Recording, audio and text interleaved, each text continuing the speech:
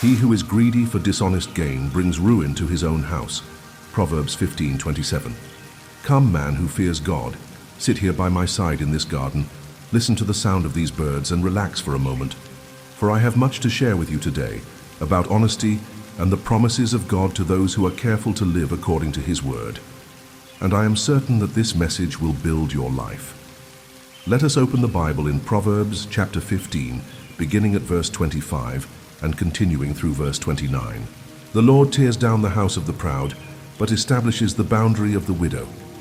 The thoughts of the wicked are an abomination to the Lord, but gracious words are pure.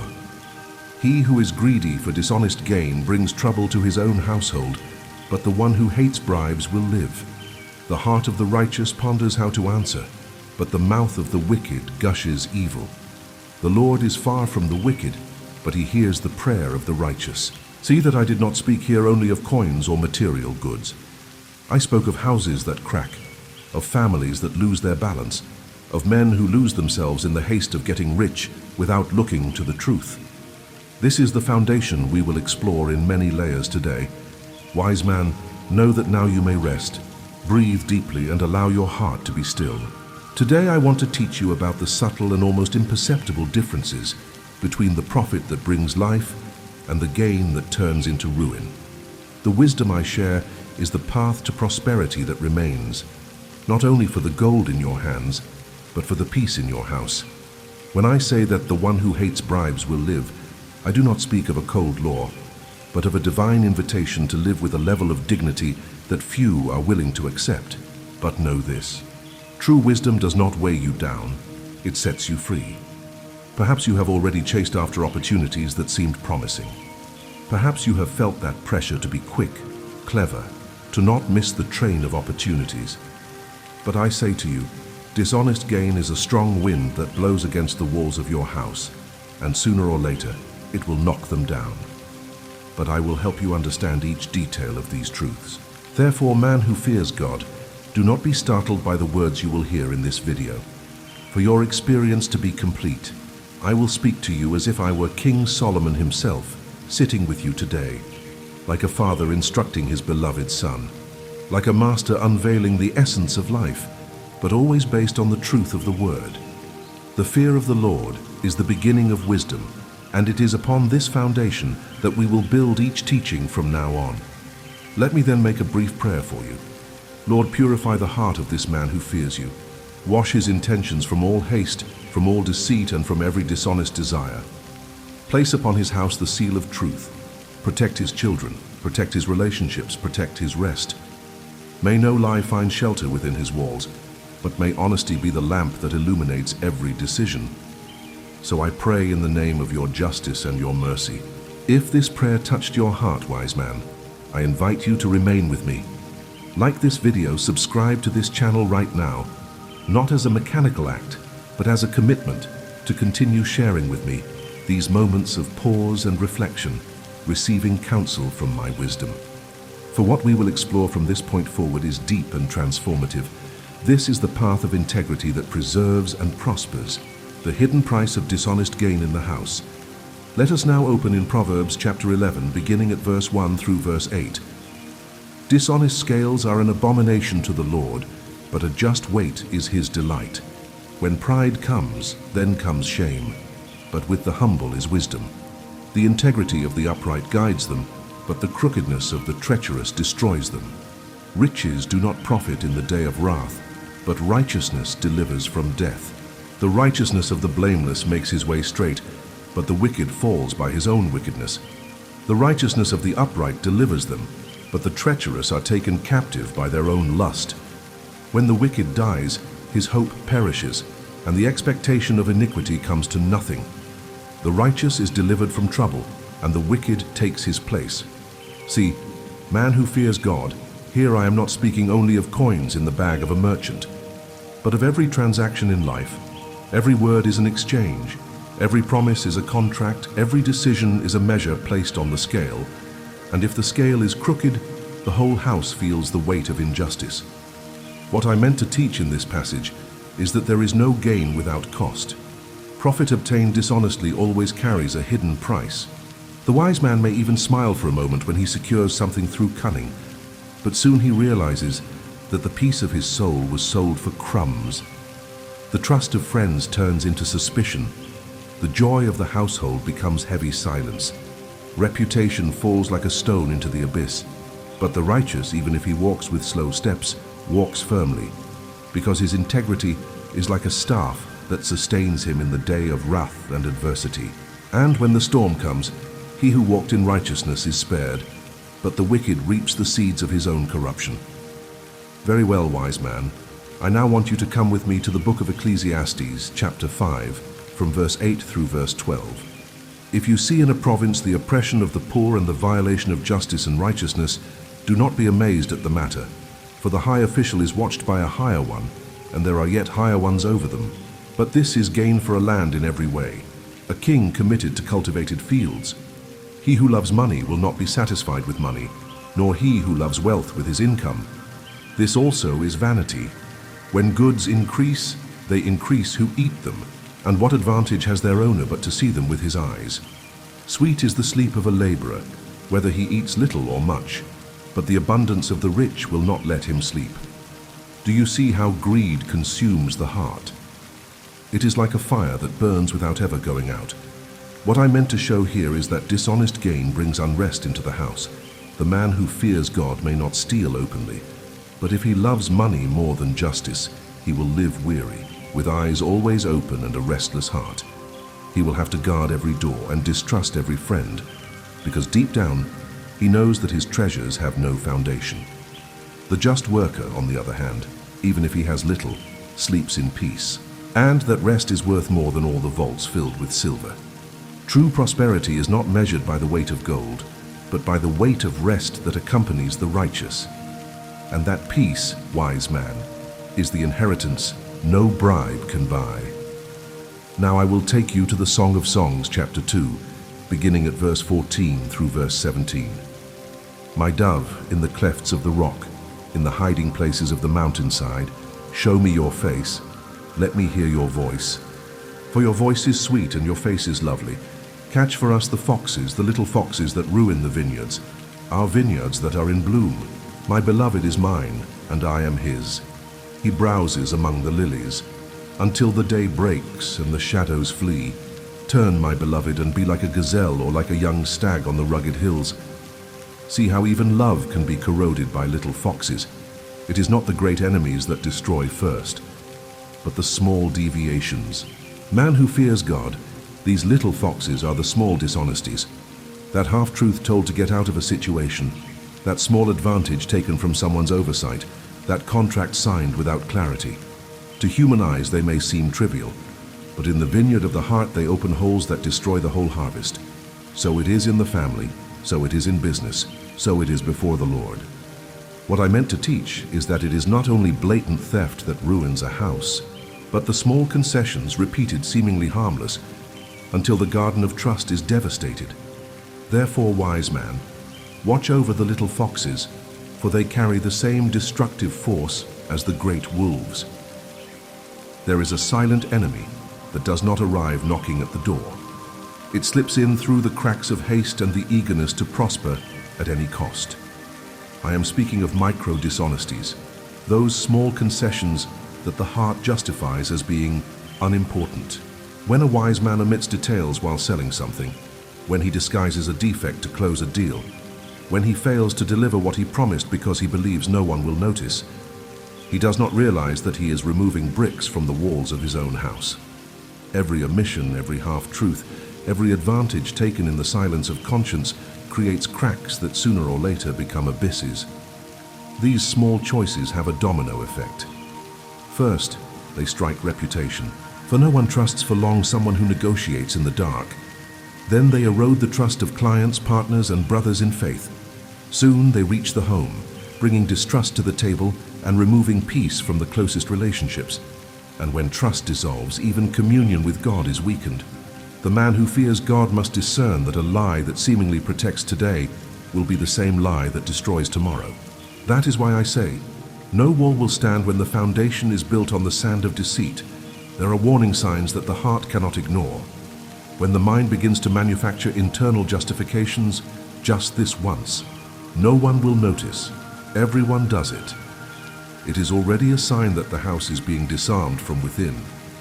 The anxiety that demands haste is one of the greatest counselors of ruin, for it pushes a man to act without prudence and to compare himself with those who appear to prosper. But what looks like prosperity may only be the false glow of a flame that soon dies out. The wise man must recognize that the Lord tests the hearts and is not deceived by appearances. It is better to walk a little slower in righteousness than to run in deceit and stumble before judgment. That is why I say, honesty must not be an occasional choice, but an explicit policy of life. It is not about merely trying to be fair when it is convenient, but about establishing an unnegotiable commitment to the truth in every area. A life of integrity is like a seal engraved upon the heart, a mark that guides every decision, every word, and every business. The man who fears God, who takes honesty as his foundation, becomes unshakable, and his house stands firm even when all around it is shaken. That is why Scripture repeats, "He who walks in integrity is secure." Because integrity is the invisible wall that protects the righteous from the inside out.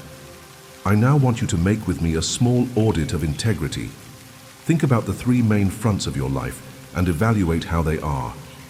On the financial front, see if the price you charge corresponds to the real value of what you deliver, if the contract you sign truly reflects what you promise, or if there are hidden gaps that one day may be exposed. On the front of time, reflect if you have been transparent in your commitments, if you keep the schedule you say you keep, if you honor the deadlines you assume, if you respect the moments that belong to the family. And on the front of relationships, ask yourself, are the promises I make kept or broken when they become inconvenient? Each area is a mirror, and integrity or the lack of it is revealed in every reflection. Man who fears God, when the house has already been touched by deceit, there is always a path of restoration. That path is called restitution, returning what is not yours, asking forgiveness from those who were harmed, reviewing contracts and policies. The world calls this weakness, but heaven calls it justice. Many times the greatest act of wisdom is not in building something new, but in repairing what was left behind. When a wise man rises to restore, he not only repairs the trust of others, but also repairs the altar of his own conscience before the Lord. And when this repair happens, peace returns, and with it, the prosperity that remains. Make this a practical commitment.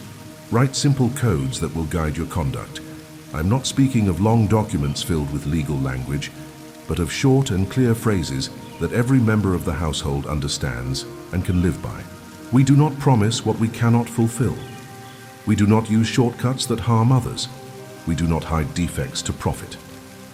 This kind of written pact is not just a human reminder. It is like a spiritual wall rising around your family and your life. The wise man who lives by explicit principles never loses himself in the confusion of the market, for he has already decided before being tested, and therefore stands firm when the winds blow. I will now move forward to another reading. Let us open again in Proverbs chapter 10, verses 2 through 9. Ill-gotten treasures do not profit, but righteousness delivers from death. The Lord does not let the righteous go hungry, but he thwarts the craving of the wicked. Lazy hands make a man poor, but diligent hands bring wealth. He who gathers in summer is a prudent son, but he who sleeps in harvest is a son who brings shame. Blessings crown the head of the righteous, but violence overwhelms the mouth of the wicked. The memory of the righteous will be a blessing, but the name of the wicked will rot. The wise in heart accept commands, but a chattering fool comes to ruin. Whoever walks in integrity walks securely, but he who makes his ways crooked will be found out. Here is yet another proof that dishonest prosperity is smoke, but righteousness is a foundation that does not move. There is a verse of my father David that I love. Let us open in Psalm 37, verses 1 through 11. Do not fret because of evildoers, nor be envious of wrongdoers, for they will soon fade like the grass and wither like the green herb. Trust in the Lord and do good. Dwell in the land and befriend faithfulness. Delight yourself in the Lord, and he will give you the desires of your heart. Commit your way to the Lord, trust in him, and he will act. He will make your righteousness shine like the light, and the justice of your cause like the noonday. Be still before the Lord, and wait patiently for him. Do not fret over the one who prospers in his way, over the man who carries out evil devices. Refrain from anger, and forsake wrath. Fret not yourself, it tends only to evil. For the evildoers shall be cut off, but those who wait for the Lord shall inherit the land. In just a little while, the wicked will be no more. Though you look carefully at his place, he will not be there. But the meek shall inherit the land and delight themselves in abundant peace. Do you see, wise man, how the promise is fulfilled? The wrongdoers seem strong, but they are like grass that withers. Yet the righteous inherit not only goods, but peace. This is the inheritance I want you to understand. Dishonest gain may fill the hands today, but tomorrow it vanishes like dust in the wind. But integrity attracts not only provision, but rest. Resting in the Lord is a form of prosperity unseen, yet real. It is lying down without fear. It is smiling without burden. It is walking among enemies without feeling alone. The man who fears God rests because he trusts, and he who trusts does not need to run after what the world offers in haste. Peace is the greatest inheritance of the righteous, and it is God himself who gives it as a seal. Very well then, I now want you to open with me in Deuteronomy, chapter 25, verses 13 through 16.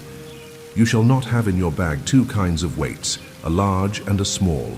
You shall not have in your house differing measures, a large and a small. A full and fair weight you shall have. A full and fair measure you shall have, that your days may be long in the land that the Lord your God is giving you. For all who do such things, all who act dishonestly, are an abomination to the Lord your God. Here lies the root of what I have been repeating: justice in measures, transparency in exchanges. Man who fears God, what is written in Deuteronomy, shows that integrity is not only an individual act, but a foundation for the community. When someone cheats, he is not only deceiving a buyer, he is wounding the fabric of the whole house of Israel. When you trade with just weights, your prosperity is not yours alone. It is also a blessing for those around you. This unity between justice, peace, and prosperity is the thread that holds a society firm. That is why I say, there is no true prosperity when integrity is absent. For the house built on deceit collapses upon the heads of all who dwell in it. Shortcuts always seem sweet at first. They offer the promise of arriving faster, of avoiding effort, of winning the race without running. But what I want you to understand, wise man, is that every shortcut hides a hidden cost. That cost may not appear at the moment, but sooner or later it demands its due. Shortcuts buy time but sell the soul. You may gain a coin today, but lose tomorrow's peace. You may win applause now, but you surrender eternal trust. That is why I say, the invisible cost of shortcuts is the tranquility that sustains the house, and without that peace, no wealth remains. The market may applaud the clever man today. It may even exalt the man who fears God, who found a way to cheat without being caught. But the same market that applauds for cunning is the market that abandons when the wind changes. For trust is the most valuable currency there is. Once it is broken, no advertisement, no speech, no wealth can rebuild it quickly. But the righteous, even if he walks in silence, remains firm. For when the wind changes, it is the Lord who upholds the one who walks in integrity. The applause of men is fleeting, but the favor of God is eternal. Therefore, I want to hand you a plan for cleansing the house. Dedicate the next 24 hours to reviewing the pending matters of your heart and practical life. Ask yourself, is there something that is not mine that must be restored? Is there someone I must ask forgiveness from? Is there a contract or a word I gave and did not fulfill? Wise man, do not postpone this decision, for every day that passes is another crack in the walls of your house. And when you make your decisions from now on, use the lenses of others. Ask yourself, if I were the other party, would I feel wronged by this choice? Even if the negative effect was small, would I feel harmed? If the answer is yes, then the path of wisdom is to refuse, for the fear of the Lord does not allow a man who fears God to build his prosperity at the cost of another's pain. Integrity is considering not only my side, but the side of all those involved. Combine your daily prayer with concrete practices. Establish the rule, promise less and fulfill more. There is no greater sign of integrity than fulfilling what you promise, even when the cost is high. The world may forget pretty words, but it never forgets a man who keeps his word. This is the lamp that lights the path of the righteous. And this is the testimony that remains when all other lights go out. I now want us to take a pause together. It is not only a pause in speech, but a pause in the heart. Close your eyes for a few moments and allow silence to speak louder than any word. In this silence, ask forgiveness for the little foxes that have left marks in your vineyard, for the unjust weights that may have passed through your hands, for the broken contracts or promises left along the way. Man who fears God, this is the moment when the heart turns to the Lord and finds in mercy the path of restoration. If you prefer, you may even pause this video for a moment to have your time of communion with God.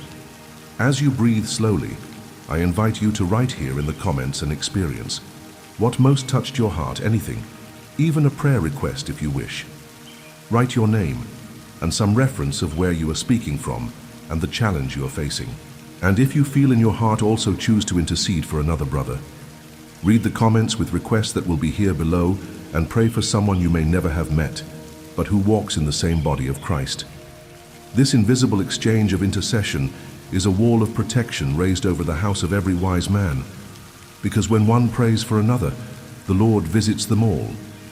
This is the moment to reflect on my words up to this point, to ask, to give thanks, and to commit to a life of integrity that begins within the heart. Integrity as a strategy that sustains prosperity. Let us now open in Proverbs chapter 20, from verse 10 through 17. Unequal weights and unequal measures are both alike an abomination to the Lord. Even a child makes himself known by his acts, by whether what he does is pure and right. The hearing ear and the seeing eye, the Lord has made them both. Do not love sleep lest you come to poverty. Open your eyes and you will have plenty of bread. It is bad, says the buyer, but when he goes away, then he boasts. There is gold and abundance of jewels, but the lips of knowledge are a precious jewel. Take a man's garment when he has put up security for a stranger, and hold it in pledge when he puts up security for foreigners. Bread gained by deceit is sweet to a man, but afterward his mouth will be full of gravel. Wise man, notice how I describe the sweet illusion of fraudulent gain. It enters like soft bread, but goes down like a stone that breaks the teeth. What I intended to teach here is that integrity is not merely a moral virtue. It is a long-term strategy. The man who fears God and negotiates with clarity, who avoids double standards and speaks truth, builds a fertile garden where trust flourishes. But he who tastes the bread of deceit enjoys momentary sweetness, yet soon chokes on the gravel of disgrace. Cunning may bring profit for a season, but it charges interest in shame and loneliness. Integrity, on the other hand, always rewards with fruits that endure. I will now turn to Ecclesiastes chapter 4 from verse 4 to 12. Then I saw that all toil and all skill in work come from a man's envy of his neighbor. This also is vanity and a striving after wind. The fool folds his hands and eats his own flesh. Better is a handful of quietness than 2 hands full of toil and a striving after wind. Again I saw vanity under the sun, one person who has no other, neither son nor brother, yet there is no end to all his toil, and his eyes are never satisfied with riches, so that he never asks, "For whom am I toiling and depriving myself of pleasure?" This also is vanity and an unhappy business. 2 are better than 1, because they have a good reward for their toil. For if they fall, one will lift up his fellow. But woe to him who is alone when he falls, and has not another to lift him up. Again, if 2 lie together, they keep warm. But how can one keep warm alone? And though a man might prevail against one who is alone, 2 will withstand him. A threefold cord is not quickly broken. What I showed in these words is that work driven by envy and vanity does not sustain the heart. The man who fears God must understand that prosperity is not running alone, but building fair alliances. Integrity is the invisible structure that keeps the agreement firm. Bread divided with honesty satisfies more than a feast devoured alone in anguish. When two labor side by side in trust, one supports the other. But when someone loses themselves in greed, they may be surrounded by many, but remain alone in their soul. Therefore I say, better is a handful with rest than 2 hands full with torment. Now, wise man, let us go together to Song of Songs, chapter 4, from verse 7 to 16. You are altogether beautiful, my love, there is no flaw in you. Come with me from Lebanon, my bride, come with me from Lebanon. Look from the top of Amana, from the top of Sinir and Hermon, from the dens of lions, from the mountains of leopards. You have captivated my heart, my sister, my bride. You have captivated my heart with one glance of your eyes, with one jewel of your necklet.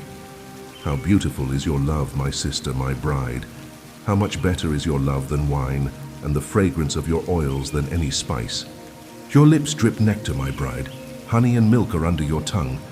The fragrance of your garments is like the fragrance of Lebanon. A garden locked is my sister, my bride, a spring locked, a fountain sealed.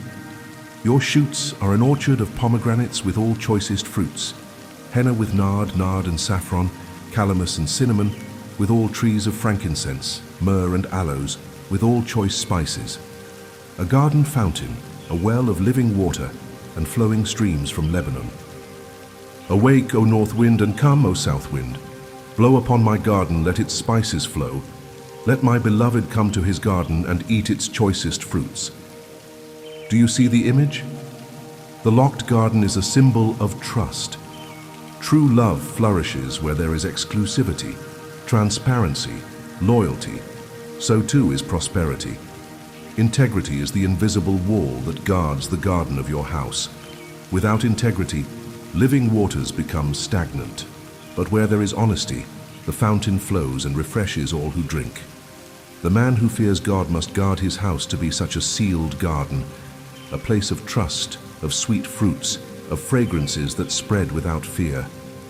For prosperity is not only in having much, but in preserving what blooms in purity. What I want you to understand, wise man, is that integrity is also a mental model. It is a way of deciding that goes beyond the impulse of the moment.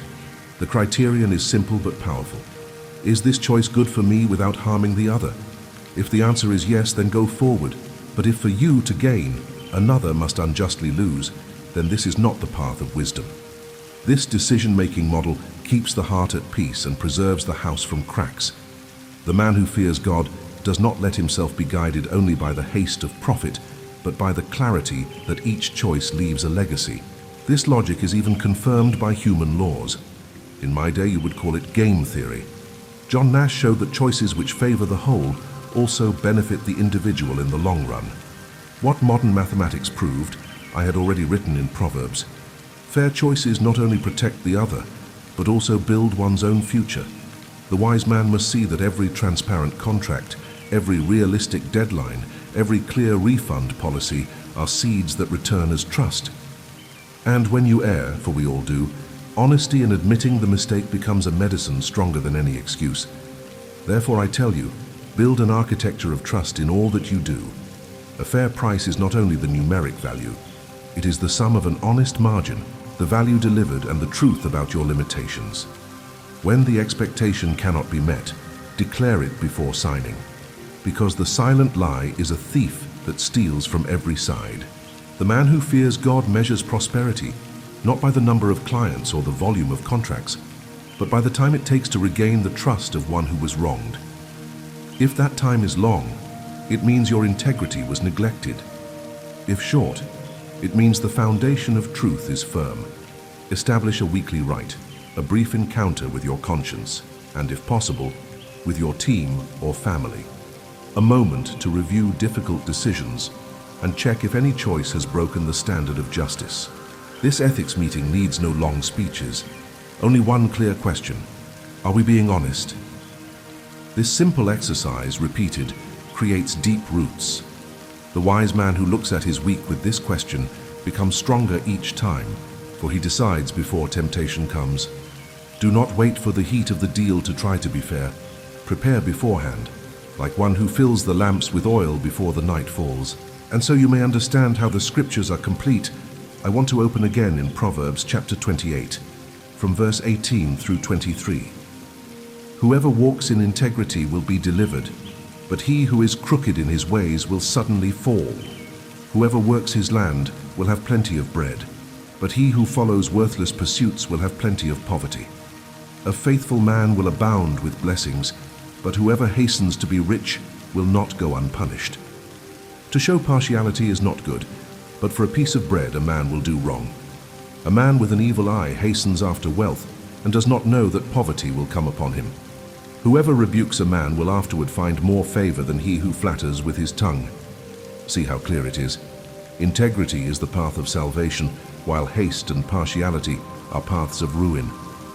And not only I spoke of this, my father David wrote in Psalm 15, Lord, who shall dwell in your tent? Who shall dwell on your holy hill? He who walks blamelessly and does what is right and speaks truth in his heart, who does not slander with his tongue and does no evil to his neighbor, nor takes up a reproach against his friend, in whose eyes a vile person is despised, but who honors those who fear the Lord, who swears to his own hurt and does not change, who does not put out his money at interest and does not take a bribe against the innocent. He who does these things shall never be moved. Man who fears God, do you see how the word unites marketplace, temple, and home in one single thread? The same God who asks for just measures in the market is the one who asks for a pure heart at the altar. There is no separation. Integrity is integrity everywhere. So then, wise man, what I wrote in Proverbs 28 makes it clear that haste and partiality are snares that deceive even the most experienced. The man who tries to get rich without measure sinks into hidden debts and unconfessed guilt. The envious eye runs after riches like one chasing the wind, but does not perceive he is throwing himself into emptiness. But he who labors his land with integrity always finds bread upon the table. He may not have the immediate shine of those who hurry, but he carries the blessing of God's favor, which sustains in times of famine and of abundance. What I meant to teach here is that integrity is more than not stealing. It is working with faithfulness. It is refusing shortcuts. It is trusting that the harvest comes to those who plant with justice. And now, when we read what my father David wrote in Psalm 15, we see the same harmony. He asks, who shall dwell in your tent? Who shall dwell on your holy hill? And he answers that it is the one who lives in sincerity, who practices justice, who speaks the truth in his heart. Man who fears God. What David wrote is the confirmation of all that I teach. It is not only about gaining wealth on earth, but remaining before God in the eternal dwelling. The man who keeps his word even at high cost, the one who does not use his tongue to wound, the one who refuses the lure of bribes. This man is unshaken, neither in the marketplace, nor in the home, nor before the Lord. And if you want even more clarity, come back with me to Leviticus chapter 19, from verse 11 to 18, and then verses 35 and 36. You shall not steal, you shall not deal falsely, you shall not lie to one another. You shall not swear by my name falsely, and so profane the name of your God. I am the Lord. You shall not oppress your neighbor or rob him. The wages of a hired worker shall not remain with you all night until the morning. You shall not curse the deaf or put a stumbling block before the blind, but you shall fear your God. I am the Lord. You shall do no injustice in court. You shall not be partial to the poor or defer to the great, but in righteousness shall you judge your neighbor. You shall not go around as a slanderer among your people, and you shall not stand up against the life of your neighbor. I am the Lord. You shall not hate your brother in your heart, but you shall reason frankly with your neighbor, lest you incur sin because of him. You shall not take vengeance or bear a grudge against the sons of your own people, but you shall love your neighbor as yourself. I am the Lord. You shall do no wrong in judgment in measures of length or weight or quantity. You shall have just balances, just weights, a just ephah, and a just hin.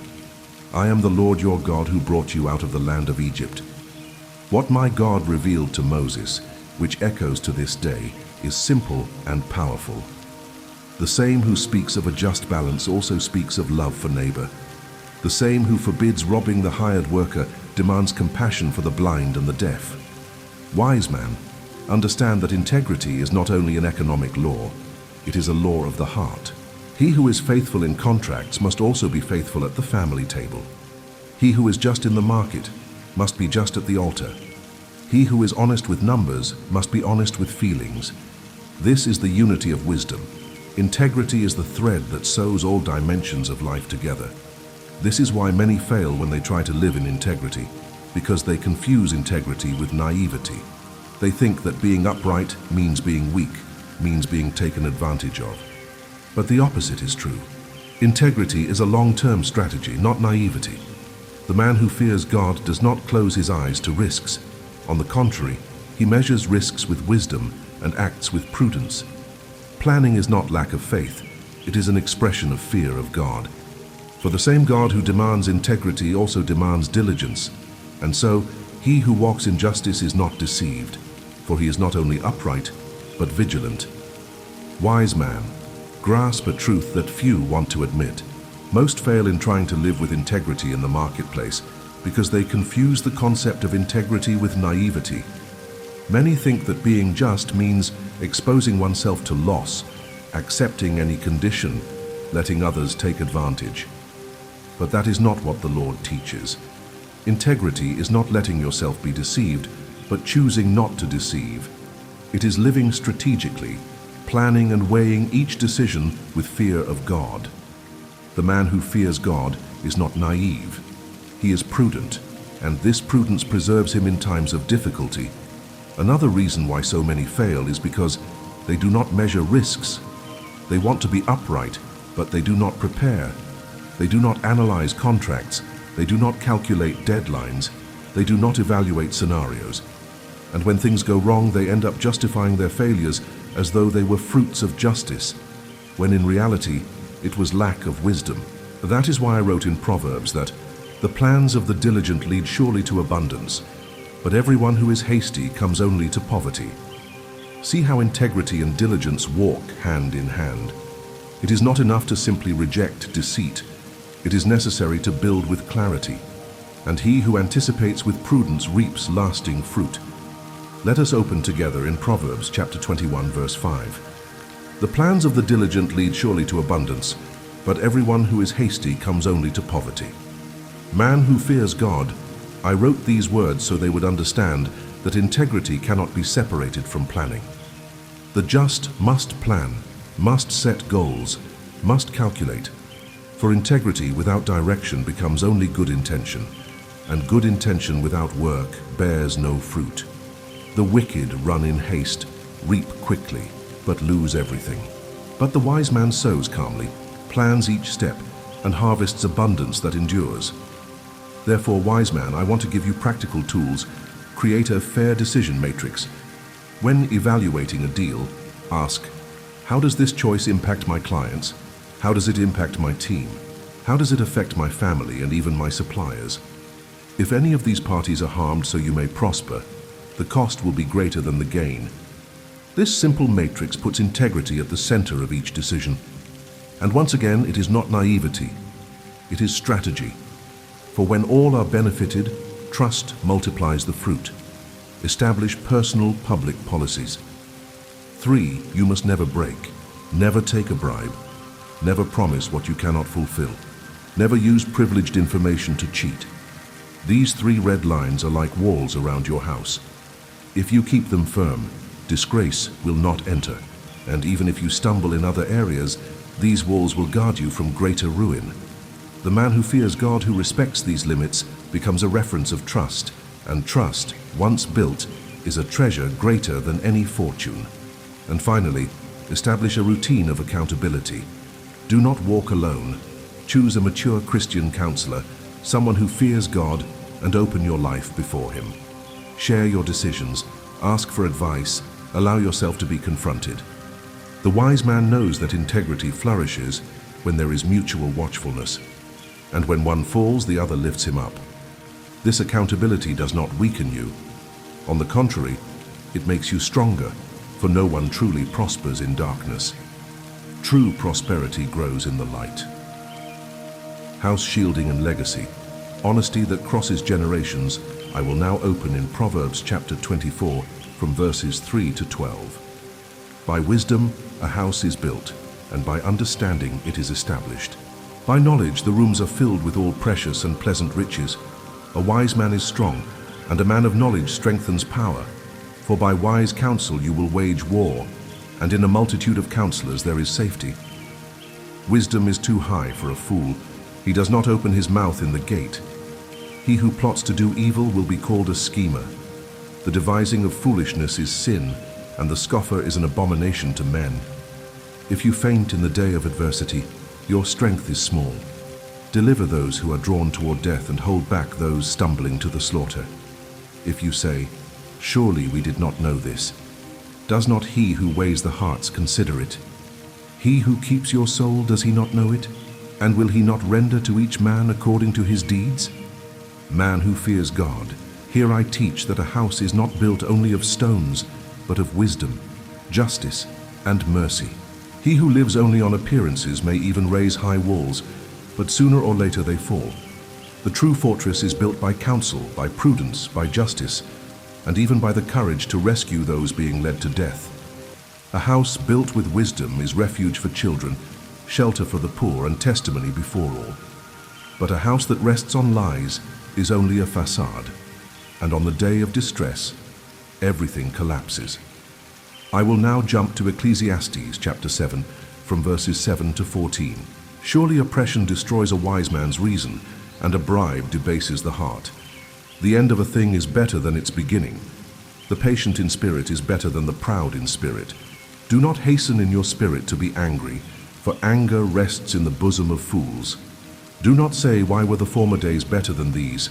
For you do not inquire wisely concerning this. Wisdom is good with an inheritance, and profitable to those who see the sun. For wisdom is a defense as money is a defense, but the excellence of knowledge is that wisdom gives life to those who have it. Consider the work of God, for who can make straight what he has made crooked? In the day of prosperity be joyful, but in the day of adversity consider. Surely God has appointed the one as well as the other, so that man can find out nothing that will come after him. What I meant to show here is that even the wise can be corrupted when they accept a bribe, and therefore vigilance must be daily. The wise man must understand that life is not summed up in goods, but in the fear of the Lord. It is better to be patient than hasty. It is better to wait for the end than be deceived by the initial glow. God is the one who sets limits, both on the good day and on the evil day. And he who fears the Lord lives in balance. He celebrates prosperity with gratitude, but does not get lost in adversity, because he knows that both come from the hands of the Most High. Now, man who fears God, let us go to Song of Songs, chapter 8, from verses 8 to 12. We have a little sister, and she has no breasts. What shall we do for our sister in the day when she is spoken for? If she is a wall, we will build upon her a palace of silver, and if she is a door, we will enclose her with boards of cedar. I am a wall, and my breasts like towers. Then I became in his eyes as one who found peace. Solomon had a vineyard at Baal-Hamon. He leased the vineyard to keepers. Everyone was to bring for its fruit 1,000 silver coins. My own vineyard is before me. You, O Solomon, may have 1,000, and those who keep its fruit 200. Here is a clear image of what maturity and responsibility mean within the house. A young daughter needs protection until she can guard herself. A door needs watch until it becomes a firm wall. In the same way, man of wisdom, your house needs rules, clarity, and responsibility. The vineyard entrusted to keepers requires accountability, and the family that wishes to prosper must learn to be a guardian of what it possesses. He who sets no limits sees chaos grow, but he who establishes firm walls and gates preserves the garden for future generations. Man of wisdom, I want you to see the signs that your house may be cracking inside. Often it is not the shouts that denounce it, but the silence. When financial secrets begin to be hidden, when promises change according to convenience, when the family table becomes a place of heavy silence and not of joy, all these are cracks. They are marks that integrity has been negotiated at some point, and the foundation of trust is being corroded. Another sign is the example passed to the children. When a child observes that his parents consider being clever more important than being just, he learns the same twisted lesson, and what seems only a momentary advantage becomes a heritage of corruption. The man who fears God must understand that every small act of dishonesty teaches a lesson, and this lesson does not end with him. It spreads across generations. That is why I say, watch not only your words, but what your children learn from your actions, because a house is built much more by examples than by speeches. The guideline is clear: truth with love. Establish transparent rules, that each member of the house may know what can and cannot be done. Have a known budget, not just hidden in secret drawers. Define how the inheritance will be planned. For secrecy generates distrust, but clarity strengthens trust. The wise man does not fear to expose his truth, because he knows that integrity is the greatest defense against division. Where there is transparency, there is peace. Where there is truth, there is trust. And where there is trust, prosperity flourishes. I want then to give you plans of repair and legacy. The first is a statute of the house. Establish in writing what your family buys and what it does not buy, how it donates and how it treats debts. When the rules are clear, confusion finds no place. The second is restitution, for it heals old wounds. It was already written before me in Numbers 5 from verses 5 to 7. Then the Lord spoke to Moses, saying, "Speak to the children of Israel. When a man or woman commits any sin that men commit in unfaithfulness against the Lord, and that person is guilty, then he shall confess the sin which he has committed. He shall make restitution for his trespass in full, add 1/5 to it and give it to the one he has wronged." And also in Leviticus 6 from verses 1 to 7. And the Lord spoke to Moses, saying, "If a person sins and commits a trespass against the Lord by lying to his neighbor about what was delivered to him for safekeeping, or about a pledge, or by robbery, or if he has extorted from his neighbor, or if he has found what was lost and lies concerning it, and swears falsely, in any one of these things that a man may do in which he sins, then it shall be, because he has sinned and is guilty, that he shall restore what he has stolen, or the thing which he has extorted, or what was delivered to him for safekeeping, or the lost thing which he found, or all that about which he has sworn falsely. He shall restore its full value, add 1/5 more to it, and give it to whomever it belongs on the day of his trespass offering. And he shall bring his trespass offering to the Lord, a ram without blemish from the flock, with your valuation as a trespass offering to the priest. So the priest shall make atonement for him before the Lord, and he shall be forgiven for any one of these things that he may have done in which he trespassed. Man who fears God, see how even the law established that restitution is an essential part of repentance. It is not enough to ask forgiveness. It is necessary to return. It is necessary to repair. It is necessary to redo what was broken. Therefore, if you wish to rebuild your house, also practice the disciplines that seal integrity. Set aside the Sabbath for rest, establish family worship to keep the altar burning, seek counsel with wise men of your community of faith. These practices are not just rituals, they are spiritual walls that protect the house against the infiltration of deceit. The wise man who rests, who worships, who listens to counsel, lives in balance, and his house becomes a fortress against the temptations of the world. Let us now open Proverbs chapter 16 from verses 6 to 13. In mercy and truth, atonement is provided for iniquity, and by the fear of the Lord one departs from evil. When a man's ways please the Lord, he makes even his enemies to be at peace with him. Better is a little with righteousness than vast revenues without justice. A man's heart plans his way, but the Lord directs his steps. Honest weights and scales are the Lord's, all the weights in the bag are his work. It is an abomination for kings to commit wickedness, for a throne is established by righteousness. Righteous lips are the delight of kings, and they love him who speaks what is right. Wise man, see how integrity is tied to government and leadership. Even a throne is established by justice. A king may have armies, riches, and servants, but if he is not sustained by righteousness, he falls. In the same way, your house, it is a small kingdom.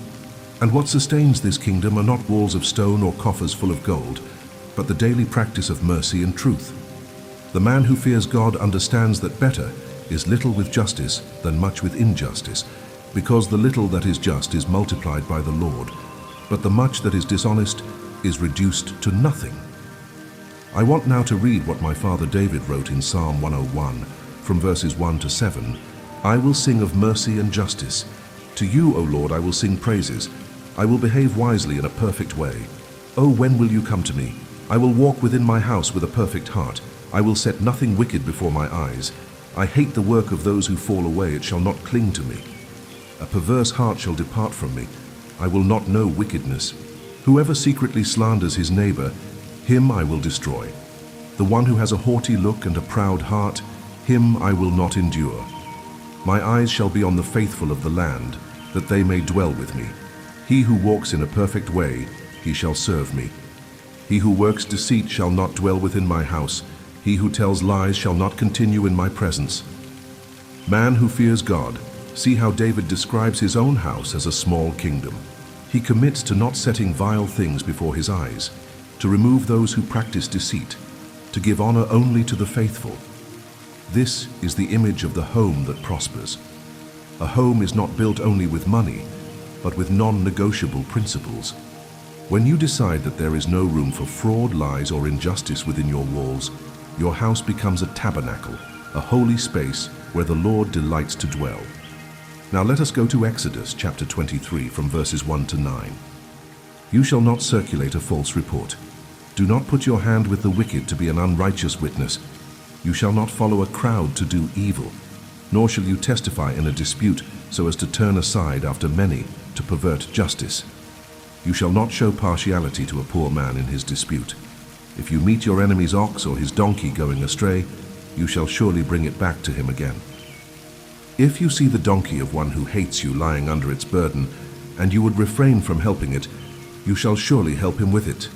You shall not pervert the judgment of your poor in his dispute. Keep yourself far from a false matter. Do not kill the innocent and righteous, for I will not justify the wicked. And you shall take no bribe, for a bribe blinds the discerning and perverts the words of the righteous. Also you shall not oppress a stranger, for you know the heart of a stranger, because you were strangers in the land of Egypt. See well, wise man. Here the Lord shows that integrity is not limited to dealings with friends, but also extends to the enemy and the stranger. Justice cannot be selective. He who fears God returns even the ox of his enemy, helps even the one who dislikes him, because his integrity does not depend on human relationships, but on the fear of the Lord.